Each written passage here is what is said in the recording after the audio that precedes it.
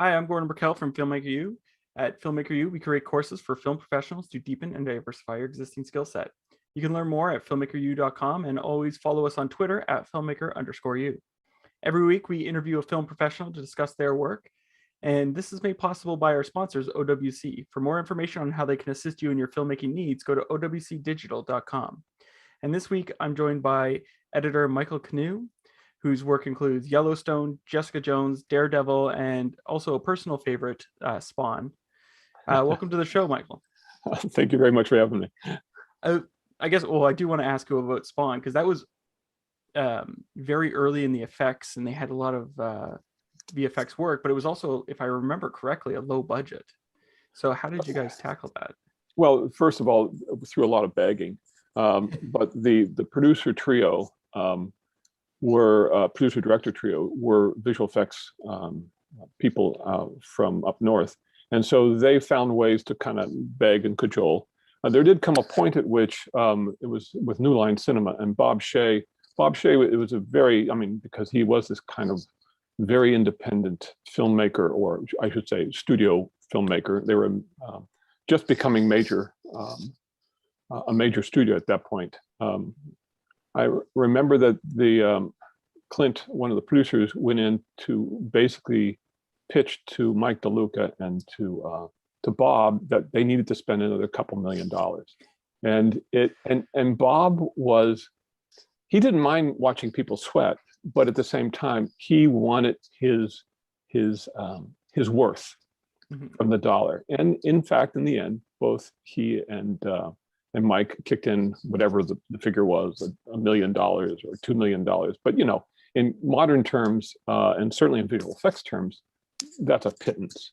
But there was a lot of things at the time, since I had done a certain number of visual effects films up to that point, including a couple of the Nightmare on Elm Streets. They were not big visual effects in what we think of today, but that it really was very surprising to me. It was really enlightening to me what could be done simply with a green tennis ball. So much of Mount Bolgia was in fact just people reacting to a green tennis ball. And then we did have some very big physical heads that they were working with. So yeah, and then ultimately in the end, this was a time in which people were doing things at home, on laptops, on desktops. And in order to make the most out of that $1 million, Clint basically went out and all around the world. He had a guy in Brazil who was doing one visual effect. He had somebody doing something else. And of course, as a film editor, we like our ducks in a row.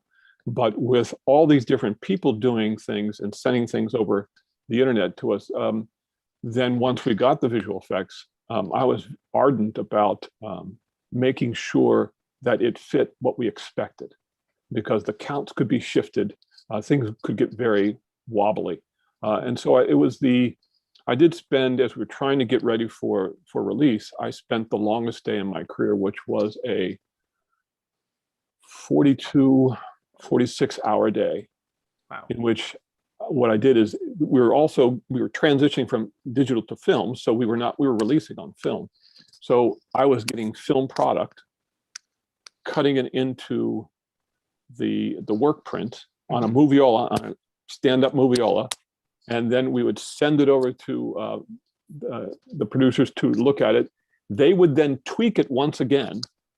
Wow. And literally the next day, which was the same day for me, I would get new ones. So that was a very, very, very long day. Oh, I'm sure. What was it like? What were the rushes, I guess, like for John Leguizamo? Because personally, if they ever make this movie again, I want them to bring him back in, because it was phenomenal. Hey, Clowny. Hey, Clowny. Yeah. I mean, it was a little bit,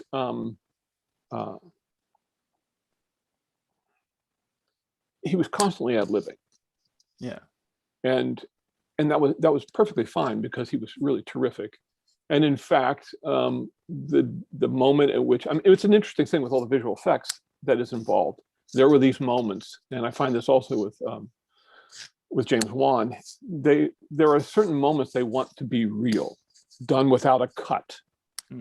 And that they could brag this was done without a cut and there are no visual effects. So with John, it was eating the pizza with the maggots on it. And so when he eats a pizza with the maggots on it, we did 2 takes. There were mealworms on that pizza and he ate them. And when he got done with the second take and the DP or someone said, I'm not sure we got the focus, he said, you got the focus. That was it. Wow. It's what's interesting about this is that it also it showed that you could make a comic book film, right? And it's almost like the precursor to everything we're seeing nowadays, that you could take what was on the screen. Well, you know, I really appreciate that, because it was I suspect it did not do as well as everyone had hoped. I mean, in a box office, and I don't want to say that box office is the true measure of success, but it's of course what the studios, what everybody likes to look at.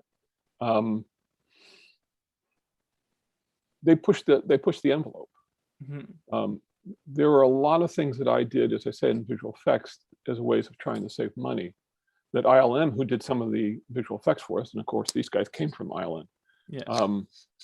For example, a lot of times as an editor, to me, visual effects are merely another piece of dailies. It's a piece of raw footage, so I get to do with it what I want. ILM was very specific.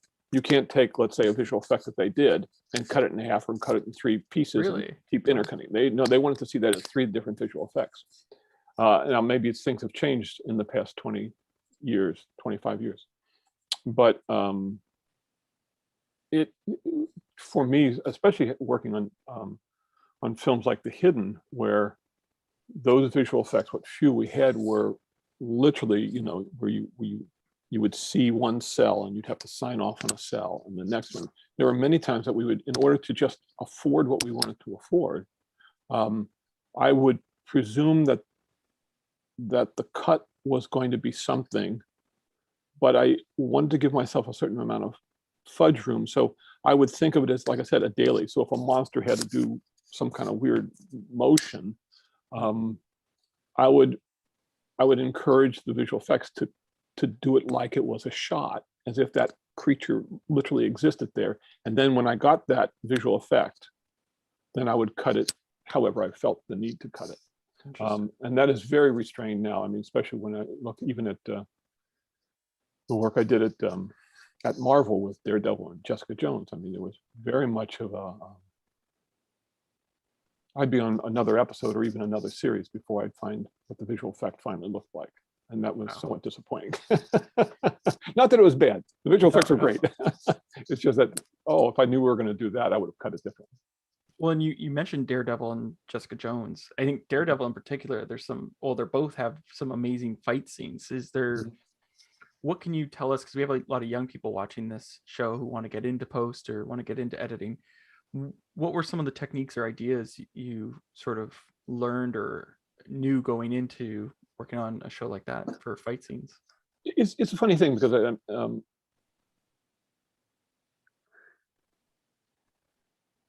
the directors were different in the different fight scenes. There were some directors who were very good at directing very specifically, and if you will, it was almost too easy to cut. You know, insert tab A into slot B. Next, don't. It was storyboarded. And then you would have people like Miguel Sapochnik, who, of course, won awards for what was that so-so thing that HBO did? You know, with all the. Not too sure. I'm making fun. It's the huge. Oh my God, my brain is a horrible thing to waste. It'll come to me in a second. Okay. He is a huge director of visual effects. Excuse me, of fight scenes. Game of Thrones. I'm sorry, the mind went blank. So the big scene in Game of Thrones, Miguel directed, where those zombie northern creatures came and just ripped everybody apart at the end of season, whatever it was. That was Miguel. And what he did in, let's say, Iron Fist, he gave me, in one 2-minute fight, he gave me, I think it was 10 or 12 hours worth of footage. Whoa, wow. So what a lot of directors do in the current times meaning like the past 10 years or so, now that we've gone to digital, the cost of film is not so great. The cost of shooting is not as great. And so as a result, cameras just run. That's very different from, let's say, the days of Spawn, in which you are shooting film, and every take that you decide that you want to use on the set is now going to cost extra in order to get it to me. So it's a very different thing. So now we shoot with 3 cameras. We kind of measure a director's ability to get hours of film. And whereas previously in film, we measured a director by how good he was on the set, determining what he thought was going to work. We used to have shooting ratios. What's this? Oh yeah, 2 to 1, yeah. or 3 to 1. Now, and now it's funny because the executives will actually, before, if they saw 4 takes of the same setup being printed, they were asking the question, well, what, you don't know what you want? Now it's, if you only get 3 or 4 takes, they think, what, you're not measuring your time well enough on the set? You can get more footage from there. So with Miguel, he was very good at using slow motion, fast motion. He knew what he could do. And so when it came to cutting, it's almost as if I didn't have anything I couldn't want. I mean, it was all there. And so it's working, honing it down into something. And there really is no great technique, I suppose. I have always been one that, despite the fact that I can go on the Avid and watch 2 or 3 or 4 cameras at once in dailies, it's very hard for me to watch different action, even though it took place at the same time. So for example, if you and I are in the same room, and camera A is on you and camera B is on me, although I could physically with Avid sit and watch those 2 cameras at the same time as one piece of daily. So instead of watching 2 5-minute takes, I'm watching 1 5-minute take. When we have 2 different people, I have to watch them separately. If, on the other hand, I have a close-up on you and a medium shot on you, I can watch those 2 cameras at the same time, and it saves me a bunch of time. But it is, I would say that in terms of how I approach, especially fight scenes, or action scenes, in which I have a ton of Miguel Sapochnik dailies, I don't sweat the fact that it'll take me 2 days or 3 days just to go through the material and make kind of like a selects reel. Yeah. And then I work with the selects reel. But so it's not just the decision of what to cut to at what point. I taught at UCLA Extension for a number of years. And towards the end, when we had Final Cut Pro in and we could teach hands-on classes that were meaningful, it really struck me at the time to find students stacking all their takes one on top of the other, and then kind of just pulling down. It was almost anathema to the way that I thought, because it was as if you set out the scene and then you decided where in the scene you wanted to be on the close-up or whatever. For the way that I work, I don't think in terms of all of the stuff. I think of, where do I want to be? Where do I want to be? Where do I want to be? So that in that action scene, selecting the best of the pieces as if you were stacking. But cutting the scene was something else. Cutting the scene was taking those selects and then, what do I want to see next? What do I want to see next? John Chamberlain, who's online, says he loves hearing about the days of film. Back in the old days. Do you have any interesting edit room stories that you can share from the old film days? Oh golly. I don't think we can do it in half an hour. I think we just all had to have lunch for a week. I mean, the thing that is interesting is that as I said, I taught at UCLA Extension for a while, up until 2006. And around that time, UCLA Extension, I was in a meeting with some post-production supervisors, with some facilities executives and stuff like that. And we were talking about where we were going to go with the program, and they were thinking of eliminating the assistant editor courses. Wow, Because that's as crazy. one of the post-production supervisors said, she said, what are they going to do when they don't have to pop tracks and sync dailies anymore? And I thought it was such a remarkably ignorant, for lack of a better term, short-sighted sense of what we do in the cutting room. Mm-hmm. Assistants now, of course, just do so much more. We would never have been able in the film days to put so many visual effects, so many sound effects, so much music into a cut. And now we, of course, temp all that stuff and then hand all that stuff over to other people who do even better jobs. So in the film days, it was fine. It was simple. It was noisy. You cut your hands a lot. You cut your hands a lot. You would reach for something, just kind of scrape the many razors that were on your desk.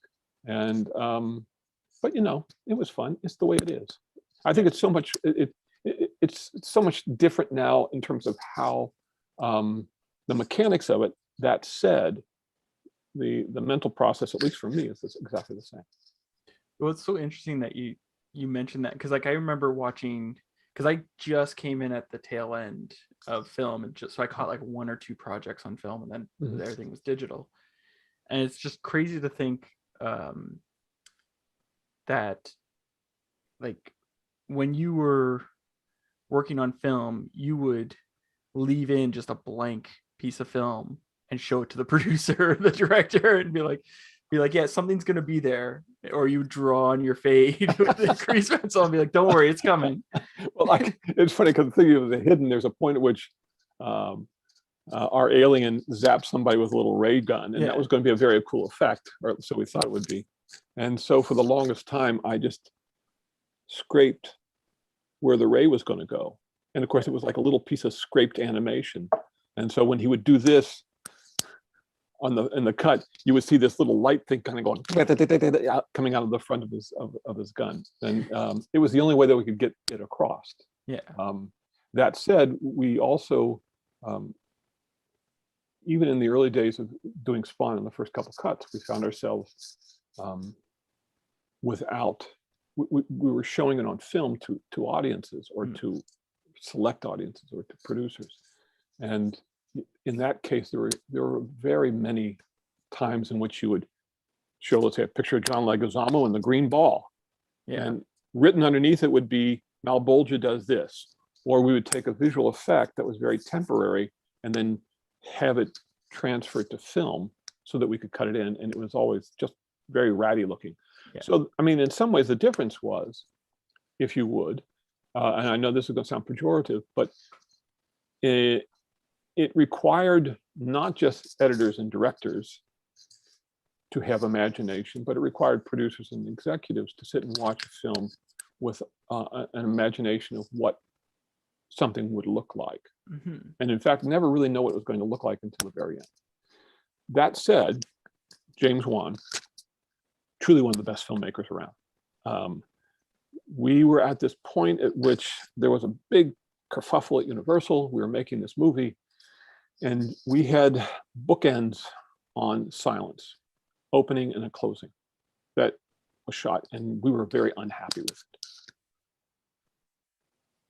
And so James wanted to reshoot a completely different concept on the opening and closing.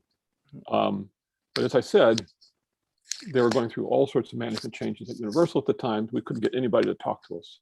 It was going to cost so much money. So what did James do, and what did my crew do, is we went out with cell phone cameras, images from the internet, stolen, downloaded, completely illegal, all that sort of stuff. Of course, we never used them. I mean, we used them as placeholders, and we designed the opening and the closing of the film. And then when we finished that, we showed that to the Universal executives, and they gave us the money to go out and shoot it for real. But it was kind of doing anything to get these people to understand what it is that we want.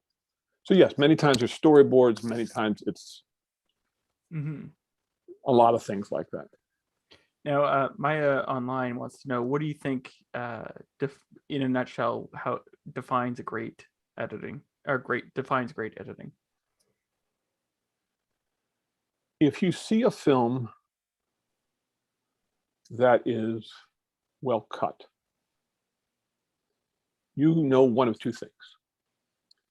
It's either a terrific editor or the editor follows instructions well. Mm-hmm.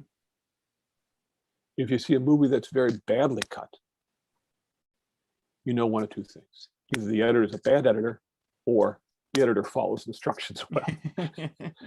My point in all that is extremely hard to tell. Yeah. Not to dismiss anything from anyone, Yeah. but there are editors who work on very bad movies that manage to make them watchable, and they're brilliant editors. And there are many editors who have lots of awards and have worked on classics. And it's because either because they are very good or because they work with really great editors, or excuse me, directors on really great material. I think truly one of the best examples of that, and actually it's both a great director and a great editor, Bill Horning on Bill, is that his name? Bill Horn. He cut Shane. Okay. Shane is a film that is a classic cowboy movie, but it breaks all the rules, and it's 1952. It breaks all the rules of line of sight and stuff like that, but it breaks them for purposes. And so it's, I think, for anybody who even, well, first of all, I think for anybody who wants to be an editor or a filmmaker of any time, it's there are two places you should be. One is at the art museum, just looking at classic art of all kind, and even modern art. Yeah. And the other place is, on Criterion Channel, watching as many movies as you can. And I say Criterion Channel because they are showing the classics, and they're showing the classics of different cultures. And it, as opposed to just watching Disney Channel, which is going to show you lots of Marvel. Marvel's terrific, but it's one kind of filmmaking. Yeah. Well, and it's the same story structure each time. Oh my God. There's about 2/3 of the way of any Marvel film that you can fall asleep. Yeah. Wake up a little bit later and you'll be fine. Yeah. I've noticed. Well, my friends are always like, how come you don't want to come out and see them? I'm like, I'll see it. I've seen it, but I'll see it later. I'll be okay. Yeah. It's funny because of course you have a lot of names all the time. And it's always that 2/3 of the way through the film that the names get re-identified for everybody, so that we can go into that final battle, that battle royal at the end, and you don't have to wait to explain things. We're getting a bunch of questions here for you. So John heard you sort of talking about the editors and wants to know, what are your contemporary editors that you think are really good? Wow, boy, there's so many of them. I made lists of all the people that you would other things of the questions you said you were going to ask, but who my favorite editors are, I don't know. I can tell you.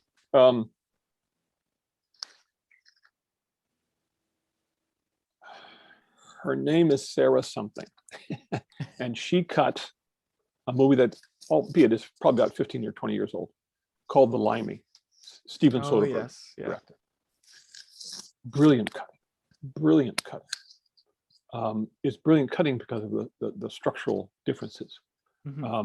Because the way the storytelling is not linear, and it's again Soderbergh versus Sarah, but they are it's just really terrific. Oh golly, I think Paul Rubel is a terrific film editor. One of my personal favorites is a guy who I worked for long ago, and he's passed now, is David Saxon. Again, these are contemporary editors I appreciate, but some of them are not so contemporary. David Saxon cut movies like Willy Wonka, the original Willy Wonka, and if it's Tuesday, this must be Belgium. But mostly what David Saxon cut was the National Geographics in the 1970s, when they were part of PBS, and you saw these things once a quarter or once a month. And David did a whole bunch of those, and he was a really superb documentarian. And if we continue on, I'll just pop out names every so often. I have to think about them. Now, Vartan wants to know, and I think this is referring to something you've answered, but what is Dr. Ming's bag of tricks? Oh, I know who this is. I don't know if it was Dr. Ming's bag of tricks. It was when I taught at, I think it was called Dr. Mix or something Mix Bag of Tricks. I had a whole series of things that I taught in my class, which were just little ways of thinking about how we do things. So, for example, cut to the, when you, let me think, that you when you're cutting, I wish I knew that. I would have printed out these things. It's been 15 years since I taught this. Oh golly. It has to do with directing the eye. Okay. It has to do with taking the eye to a part of the frame and cutting then to something on the other side that is going to be the side. Also, you want to do something in which you want to be cutting to the next shot that much before the audience thinks that they want to see something. So you want to kind of presume it's a kind of a combination of knowing where your audience is going, what they're going to want to see, and getting there before they realize that they want to see that. And so it has a lot to do with manipulation. Dr. Mixed Bag of Tricks. Oh my God. All right, let's go to the next one. Now I'm feeling like I can't remember anything. Thank God I'm not. Jonathan Pazell says you're one of his favorite editors. Who says it? Michael Pazell. Oh. And then Maya wants to know, do you have any suggestions on how to create a great editing reel? Oh my God. Excellent question. That couldn't be a better question, because no one wants to sit through your movie. Isn't that horrible? Because the fact is, the only way to tell whether you like you can edit a flashy editing reel, 3 minutes, 2.5 minutes, and everybody knows that you can do a nice little trailer. But if they want to know that you can do a drama, a comedy, you got to show them the scenes. So I would say probably the best thing you can do is find scenes that you've cut and put them out there. But I have to tell you that, and again, it's something that I can get away with as an experienced editor, is that I can say to them, look at my movies, I don't have a reel. There's my list of credits. There are the number of directors I've worked with. Here are the producers I've worked with. If you like them, great. I'm terrific. What you really need to know is, can you sit down to lunch with me for 6 months, 4 days out of the week? If you cannot sit down to lunch with me for almost every day, then you're never going to be able to sit down. 42-hour day and 142-hour day. If you can't do that, then we can't be in the cutting room together, because that's what it's going to be. And yes, obviously it may be an exaggeration, but the fact is, you got to like me, you got to feel like we could communicate, and then you got to look at the work that I've done and say, so it's the same sort of thing, Maya, is that you have to be able to. It's such a hard thing, and that's why I say it's such a terrific question. I don't know that I would ever put together a reel myself. But if you're a new editor, especially if you have shared credits, they're going to want to say, oh, did Michael Knue cut this, or did you cut this? And, well, we both cut it. If it was an assistant of mine who I bumped up, or a co-editor who didn't have a lot of credits. And then you may be at that point where you say, here are the scenes that I cut. Yeah. And put them on a reel. And then have them for different things. And maybe you can have a collection of those scenes. But I'd be very wary of creating a trailer of your work. DPs do that. A lot of people do that, but I'd be very wary. Again, think of yourself as a writer, and trying to show people what a great writer you are by giving them sentences or pieces of sentences. Yeah. Now I have one last question that I like to ask everyone I interview. We've been in this pandemic for over a year now, is there a show or a movie you've discovered on streaming service that people should check out if they're stuck inside in their area? I work for 2 Japanese directors, and the Japanese films have always been my preference. Oh yeah, I would say Midnight Diner. Midnight Diner. Pure schmaltz. The first 3 seasons were on Netflix, and they are gone now. They were the best. And the next, they did one called Tokyo Stories, Midnight Diner, Tokyo Stories. Okay. And Midnight Diner is pure schmaltz, pure Japanese. I absolutely love it. So that's my favorite. And when my wife is falling asleep while we're watching TV, I say, how about we watch one of these Midnight Diners? And she passes right out, and I get to watch it on my own. Is there like a Japanese director we should check out? Obviously, like Akira Kurosawa and Ozu, but is there others that you've heard of? Yeah, those are actually, it's funny. Those are probably my 2 favorites. I would say, to me, of course, of his films, we can go to Rashomon, we can go to Seven Samurai, but the fact is, Sanjuro and Yojimbo are by far my favorites. I just listened to it like 2 days ago on the BBC. There is a radio, I'll have to send it to you via email, but it's, I guess, 70 years since Rashomon came out. Oh my God.